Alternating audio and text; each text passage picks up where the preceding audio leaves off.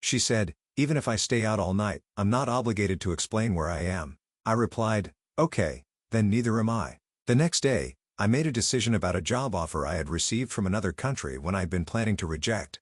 Instead, I accepted it. Without telling her anything, I left. A year later, we ran into each other unexpectedly. When she saw me with another woman, she started crying. Then, she told me something that was truly shocking. "My name is Aaron and I'm a 32-year-old software architect. I work remotely for a tech firm based in Seattle, though I've always preferred the quiet neighborhoods of Portland, Oregon. I make decent money, not Silicon Valley ridiculous, but enough to live comfortably and save aggressively. I'm not the kind of guy who needs flashy cars or designer clothes. I value stability, honesty, and mutual respect above everything else." 3 years ago, I met Lauren at a mutual friend's birthday party in downtown Portland. She was 28, working as a marketing consultant, and had this infectious energy that drew people in. Dark blonde hair, sharp green eyes, and a laugh that could fill a room. We hit it off immediately over terrible karaoke and cheap wine. Within 6 months, we were living together in a 2-bedroom apartment with exposed brick walls overlooking the city. The first 2 years were solid. We traveled together, weekend trips to the coast, a vacation in Costa Rica, camping in the Cascades. We cooked meals on weeknights, binge-watched shows on lazy Sundays. She had her friends, I had mine, and we respected each other's space. I thought we were building something real, but somewhere around the 2.5-year mark, things started shifting. She'd come home later than usual without mentioning where she'd been. She'd spend hours on her phone, angling the screen away whenever I walked by. Her responses became shorter, distracted. When I'd ask about her day, she'd give vague answers. "Fine. Busy. The usual." I didn't think much of it initially. Everyone's entitled to privacy, right? I gave her the benefit of the doubt because that's what you do when you love someone. Then came the night that changed everything. Update 1. It was a Thursday in late September. I remember because I had a big presentation the next morning for a potential client, a Fortune 500 company that could have meant a massive contract for our firm. Lauren texted me around 6 p.m. saying she was going out with coworkers for drinks at some new bar downtown. "Cool.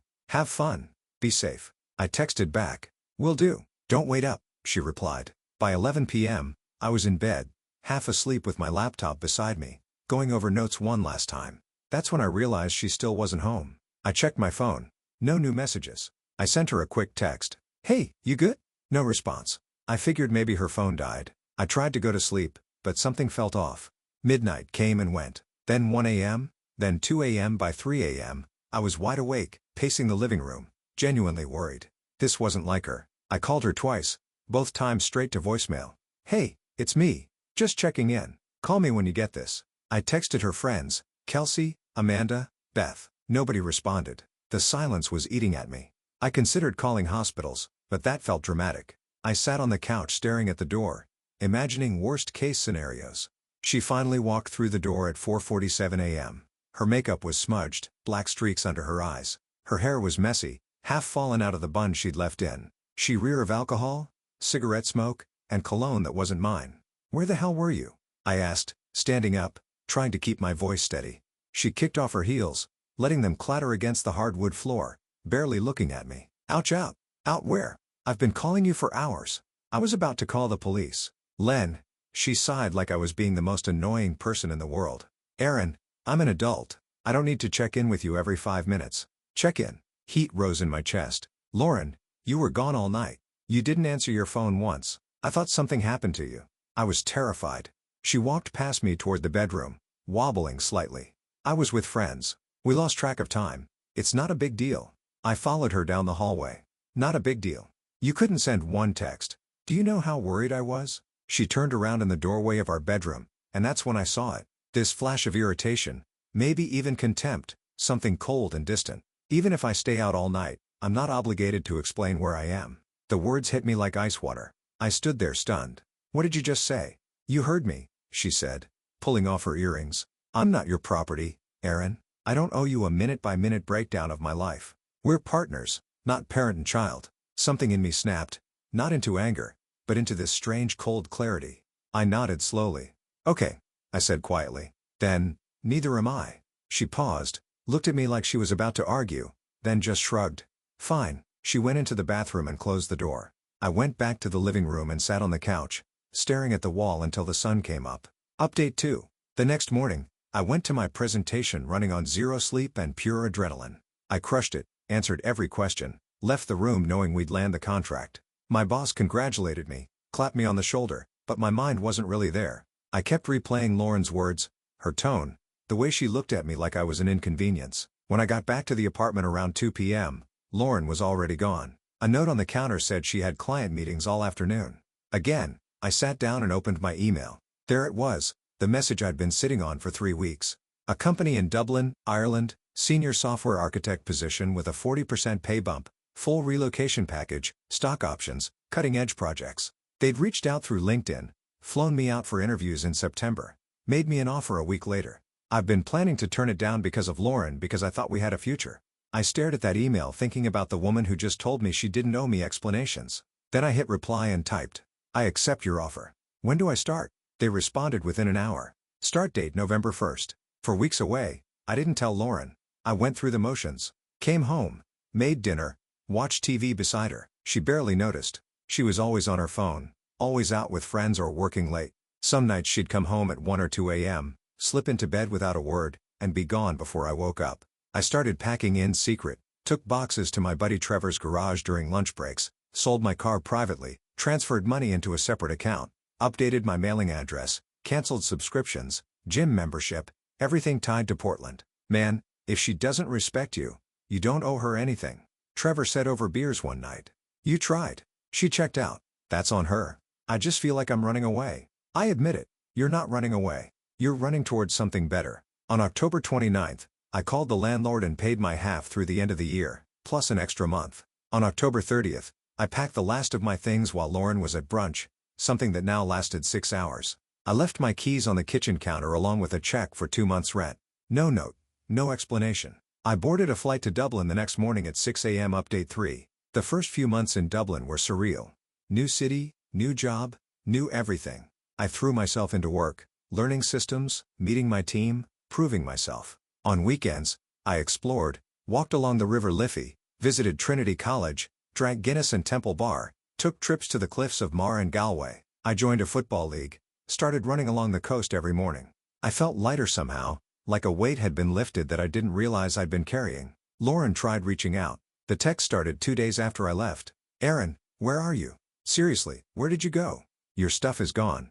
Are you seriously ghosting me right now? This is so immature. Call me. Then came the calls, dozens over the first month. I never answered. I'd watch my phone light up with her name. A photo from Costa Rica. Both of us grinning on a beach and let it ring until it stopped. By Christmas, the calls became less frequent. By January, they stopped. Around March, I met someone. Her name was Siobhan, pronounced Siobhan.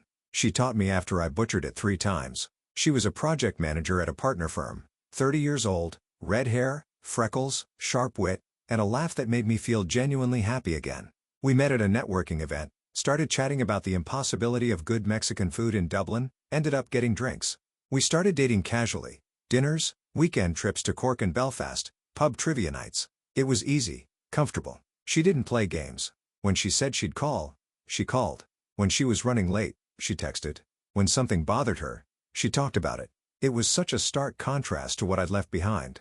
By August, we were serious. My career was thriving, my personal life healthy. I felt like myself again. Then my company sent me to a 2-week conference in San Francisco. Siobhan flew out to meet me for the last few days. We planned to explore the city, eat our way through the food scene.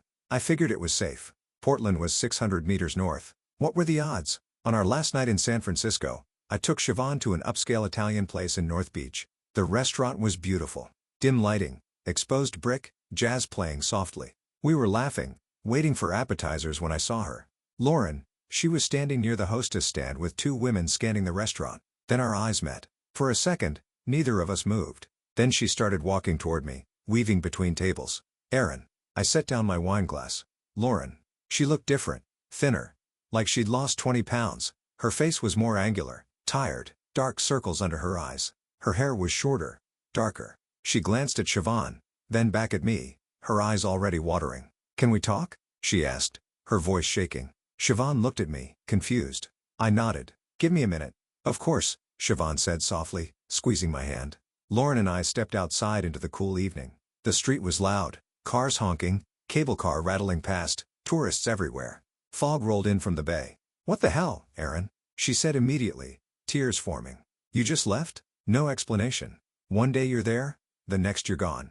I could ask you the same thing, I said calmly. You checked out months before I left. That's not fair, isn't it? You stayed out all night. You told me you didn't owe me explanations. You treated me like I was controlling you for caring. She wiped her eyes, mascara smudging. I was going through something. I didn't know how to talk to you about it. So, you stayed out until 5 o'clock in the morning, ignored my calls, made me feel like I didn't matter. She opened her mouth, closed it, looked down. When she looked back up, her eyes were streaming. I was pregnant. Everything stopped. My heart hammered.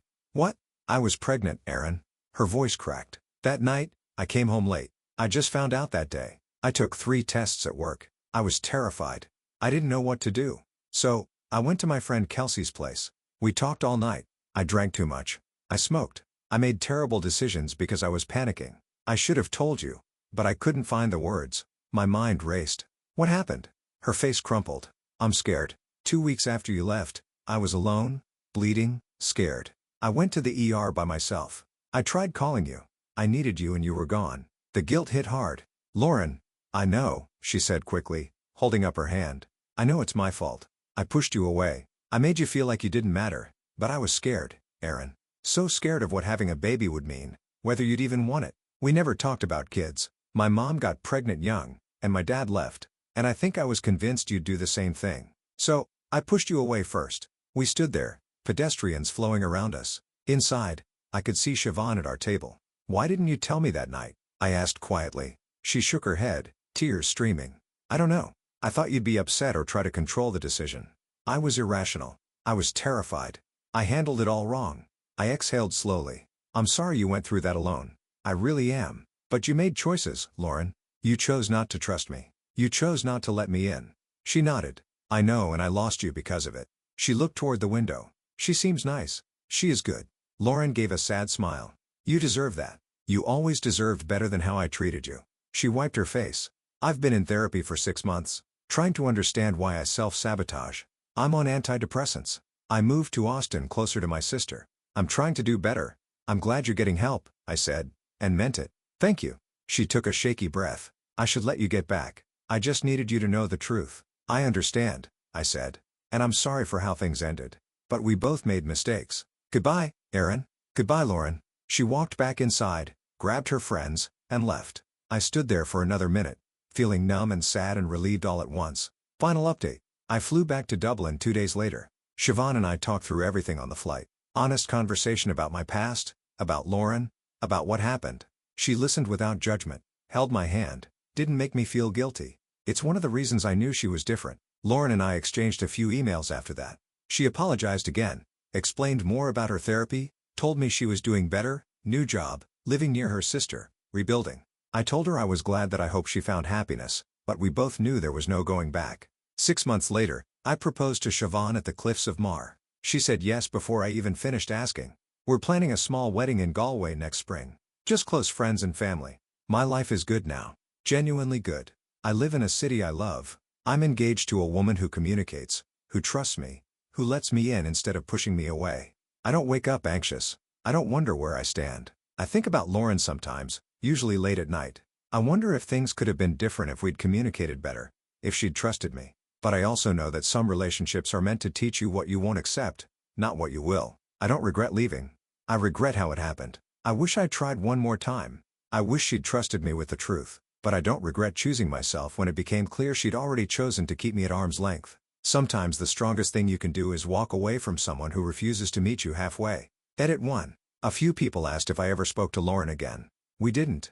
She's still in Austin working for a startup, dating someone new. From what I've heard, she seems happier. I'm genuinely glad for her.